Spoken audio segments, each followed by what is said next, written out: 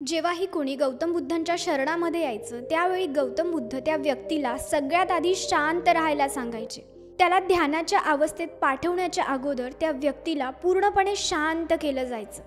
आणि आज बघा ना, सगळीकडे गजबज आहे, त्यामुळे आपल्या मनाला शांत ठेवणं खूप कठीण बनून गेलंय। आणि तुम्ही जर या गजबजीमध्ये स्वतःला शांत ठेवायला शिकलात ना, तर तुमच्या तणाव निर्माण करणाऱ्या हार्मोनला आराम मिळेल, तुमची चिडचिड होणार नाही, तुमचं मन अस्थिर होणार नाही, तुम्ही विनाकारण रागावणार नाही, तुम्हाला यामुळे भरपूर फायदे होतील। आणि आज आपण या व्हिडिओमध्ये तेच बघणार आहोत की अशा कोणत्या जागा आहेत जिथे आपण शांत राहिलं पाहिजे, कोणत्या वेळी आपण बोललं पाहिजे आणि कोणत्या वेळी आपण मौन राहिलं पाहिजे। संध्याकाळची वेळ होती। गौतम बुद्धांनी त्यांच्या सगळ्या शिष्यांना त्यांच्याजवळ बोलवून सांगितलं की उद्या सकाळी स्नान झाल्यानंतर लगेचच माझ्या कुटियाच्या बाहेर सगळ्यांना उपस्थित राहायचंय।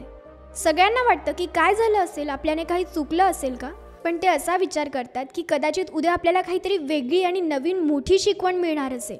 दुसऱ्या दिवशी स्नान झाल्यानंतर सगळेजण कुटियाच्या बाहेर उपस्थित होतात। बुद्ध म्हणाले, अशा 10 जागा जिथे तुम्हाला शांत राहायचंय, ज्यामुळे तुमचा लाभ होईल, कारण कधी कधी नको असलेल्या ठिकाणी बोलल्यामुळे आपलं भरपूर मोठं नुकसान होतं। गरजेपेक्षा जास्त किंवा कमी बोलणं आपल्यासाठी हानिकारक असतं। तसं गरजेपेक्षा जास्त पाऊस पडला, ऊन पडल्यावर होतं ना, अगदी तसंच। बुद्धांनी सुरुवात केली आणि सगळ्यात आधी सांगितलं की जिथे काही तथ्य नसेल तिथे बोलू नका। ते म्हणाले, जर एखाद्या गोष्टीत तुमच्याकडे काही तथ्य नसेल ना, तर तिथे बोलून काहीही फायदा नाहीये। चूप राहिल्याने आपल्या ब्रेनमध्ये नवीन कोशिकांचा निर्माण होतो, ज्यामुळे आपल्या ज्ञानाची वृद्धी होते। बोलण्यात भलाई तेव्हाच असते ज्यावेळी आपल्याला एखाद्या स्पेसिफिक गोष्टीबद्दल पूर्ण ज्ञान असेल। जर आपण एखाद्या ठिकाणी विनाकारण बोलतो, तथ्य नसलेल्या गोष्टी बोलतो, माहिती नसलेल्या गोष्टी बोलतो, तर आपली तिथे मजा बनून जाते। याचबरोबर लोकांचा आपल्यावरून विश्वास उठत जातो की अरे, याला माहिती नाहीये तरी हा का बोलतोय, हा तर काहीही बोलतो। असे काही लोक आपल्या आजूबाजूलाही असतात, आपणही त्यांची मजा घेतलेली असते। असे लोक जे विनाकारण एखाद्या टॉपिकबद्दल त्यांना पूर्ण माहिती नसताना सुद्धा काहीतरी बोलत असतात आणि आपल्याला वाटतं की हा काय मूर्खासारखा बोलतोय। अगदी त्याचप्रमाणे आपण सुद्धा ज्या गोष्टीबद्दल आपल्याला पूर्ण माहिती नाहीये त्या गोष्टीबद्दल पूर्णतः आपलं ठाम मत नाही मांडलं पाहिजे। बुद्ध म्हणाले, दुसऱ्या वेळी जिथे आपल्याला शांत राहायचं ते म्हणजे ज्यावेळी आपल्या बोलण्यामुळे दुसऱ्याला मानसिक त्रास होणार असेल, त्यावेळी आपण शांत राहायला पाहिजे। बघा, एखादा वीक व्यक्ती आहे जो जास्त बोलू शकत नाहीये आणि त्याच्यासमोर आपण खूप जास्त बोलून महान बनून जात नाही। महान तर आपण एखाद्या वीक व्यक्तीला साथ देऊन बनतो। खूपदा काही व्यक्ती असे असतात ना, ते त्यांच्या मोठ्यांना तर काही बोलू शकत नाही, म्हणून ते त्यांच्या लहानांवर राग काढतात। जे व्यक्ती त्यांना काही बोलू शकत नाही त्यांना ते जे मनात येईल ते बोलून मोकळे होतात। बघा, कधी कधी समोरचा व्यक्ती आपल्याला काही कारणाने उलट उत्तरं देऊ शकत नाही, पण यामुळे काय होतं माहितीये, आपली व्हॅल्यू त्याच्या नजरेमध्ये पूर्णतः उतरून जाते आणि एका वेळी मग त्याची ती भीती संपून जाते, आपल्याबद्दलची रिस्पेक्ट संपून जाते। आणि ज्यावेळी तो मोठा होतो, मग पदाने असेल किंवा वयाने असेल, मग त्यावेळी तो आपल्याला उत्तर द्यायला चुकत नाही, तो आपली इन्सल्ट करायचा चान्स सोडत नाही। आपण कधीही आपल्यापेक्षा कमजोर लहान व्यक्तींना वाईट साईड बोलून महान बनत नाही। आपण महान बनतो त्यांची रिस्पेक्ट करून, त्यांना समजून घेऊन।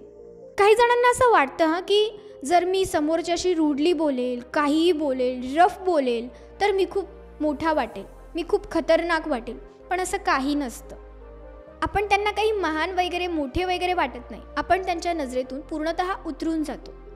बुद्ध पुढे म्हणाले की म्हणूनच ज्यावेळी तुम्ही कुणाशी बोलणार त्यावेळी आदराने बोला, मग त्या व्यक्तीचं काहीही वय असू द्या। यामुळे तुमचा मान आपोआप वाढेल आणि लोकांच्या मनात तुमची प्रतिष्ठा सुद्धा वाढेल, लोक तुमची रिस्पेक्ट करतील। बुद्ध म्हणाले, तिसऱ्या वेळी जिथे आपल्याला शांत राहायचंय ते म्हणजे ज्यावेळी आपल्याहून मोठे व्यक्ती आपल्यावर क्रोध करतात। कधी कधी आपल्याहून मोठे व्यक्ती आपली चूक नसताना आपल्याला काहीतरी बोलत असतात, राग करत असतात। अशा वेळी प्रत्येक वेळी त्यांना उलट उत्तर देत बसायचं नाही, कधी कधी त्यांचं ऐकून सुद्धा घ्यायचं। आणि कुठेतरी ज्यावेळी आपल्याहून मोठे व्यक्ती आपल्यावर राग करतात आणि तेव्हा आपण त्यांचा राग ऐकून घेतला ना, तर आपण त्यांचा सन्मान करतोय, त्यांना रिस्पेक्ट देतोय असं त्यातून दिसत असतं। शांत राहा। कधी कधी शांत राहण्यातच आपली भलाई असते। क्रोध केल्याने आपले नाते खराब होतात आणि सगळ्यात महत्त्वाचं म्हणजे आपली मानसिकता खराब होते। बुद्ध पुढे म्हणाले की एकदा असंच एक साप एका राजाच्या दरबारात शिरला।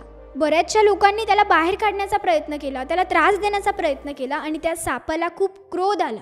आणि त्याच्या समोरच एक तलवार होती.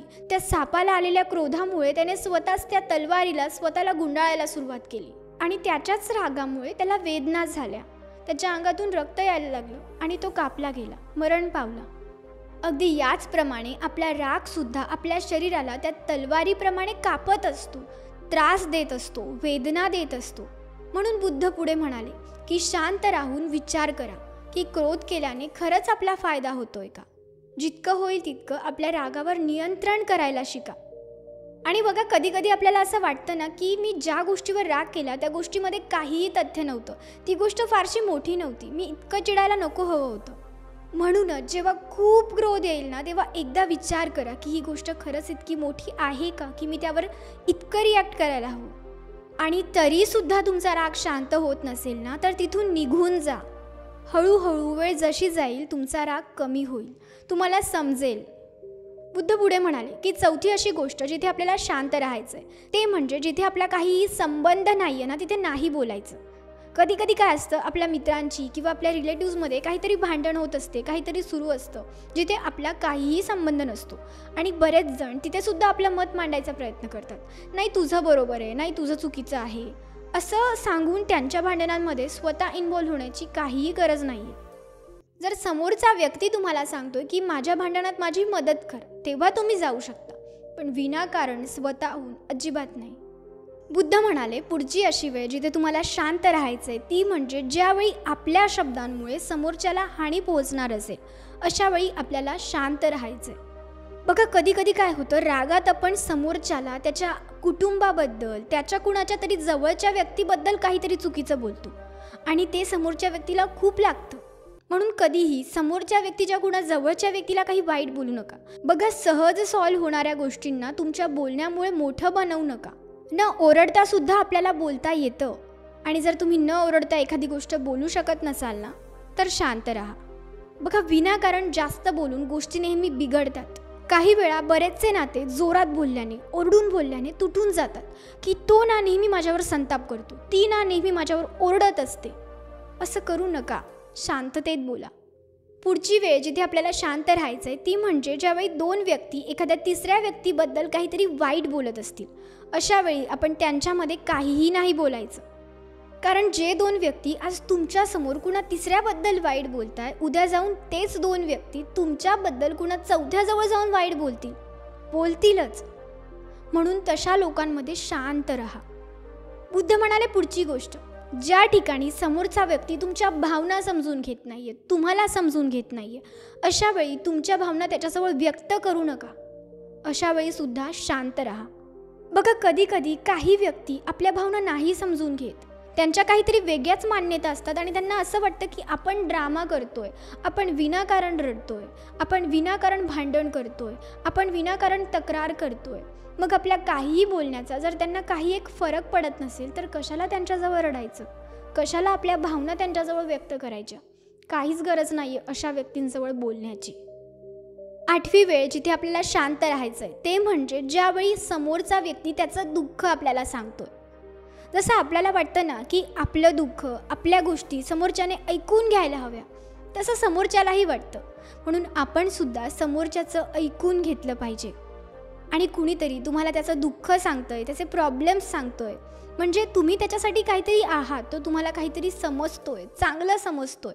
म्हणून त्याच्या गोष्टी ऐकून घ्या, त्याला समजून घेण्याचा प्रयत्न करा. लगेचच त्याला ओपिनियन देण्यापेक्षा शांत राहून ऐका. कधी कधी समोरच्याला हेच हवं असतं की माझं फक्त कोणीतरी ऐकून घेतलं पाहिजे. आणि याचप्रमाणे जर कुणी तुम्हाला त्यांचं दुःख सांगितलं असेल तर ते लगेच जाऊन दुसऱ्या कुणाला सांगू नका, तुमच्यापर्यंतच मर्यादित ठेवा. पुढची गोष्ट म्हणजे जिथे लोक शिव्या देत आहेत, काहीही बोलताय, जिथे कुणाला एकमेकाची काही पडली नाही आहे, अशा ठिकाणी सुद्धा आपण शांत राहिलं पाहिजे. अशा ठिकाणी बोलून आपण सुद्धा काहीही बोलून जातो आणि त्यामुळे आपली मानसिकता खराब होते. कारण जे दृष्ट प्रकृतीचे लोक असतात ना, जे कधीही कुणाची रिस्पेक्ट करत नाही, ज्यांना काही एक फरक पडत नाही, मग अशा लोकांबरोबर आपण किती पण भांडण केली तरी त्यांना काही फरक पडत नाही, आपल्यालाच नंतर वाईट वाटतं. पुढची गोष्ट, तुमच्या सक्सेसबद्दल प्रत्येकाला सांगत बसू नका.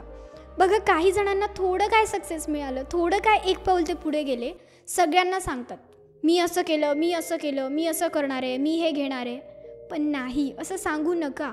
हे ऐकून प्रत्येकजण खुश नाही होत. प्रत्येकाला तुमच्या आनंदाने आनंद नाही होत. आणि उगाच आपण थोडं काही मिळवलं आणि लगेचच लोकांजवळ जाऊन त्याचा ढोल वाजवला ना, तर लोकांच्या निगेटिव्ह एनर्जीचा आपल्यावर परिणाम होतो. म्हणून शांत राहा, तुमचं काम करत राहा. ज्यावेळी तुम्हाला खरंच काहीतरी मिळून जाईल, तुम्ही काहीतरी बनून जाल, लोकांना आपोआप कळेल, सांगायची गरज पडणार नाही. बुद्ध म्हणाले, जर या 10 जागांवर या 10 वेळी तुम्ही शांत राहायला शिकलात ना, तर तुम्ही खूप खुश राहू शकता, समाधानी राहू शकता, शांत राहू शकता, तणावापासून दूर राहू शकता.